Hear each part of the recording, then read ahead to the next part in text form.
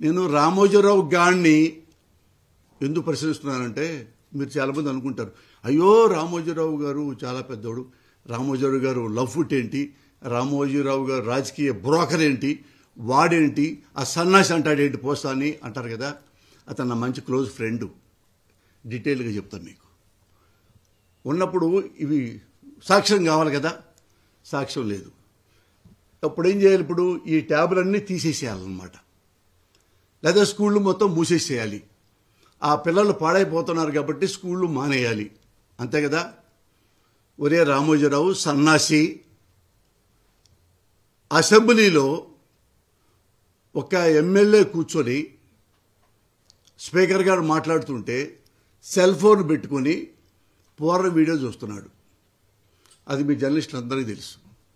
అది ఏ రాష్ట్రమో చెప్పక్కర్లా. ఒక అసెంబ్లీలో ఒక ఎమ్మెల్యే కూర్చున్నాడు, మిగతా వాళ్ళు వేరే మాట్లాడుకుంటున్నారు ప్రజా సమస్యలు, ఇతను సెల్ ఫోన్లో పట్టుకొని అమ్మాయిలను చూస్తూ ఉన్నాడు. ఇది తప్పు.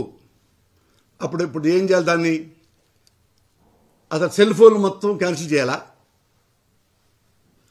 ఎమ్మెల్యేలు మొత్తం క్యాన్సిల్ చేయాలా? అసెంబ్లీని రద్దు చేయాలా జీవితాంతం?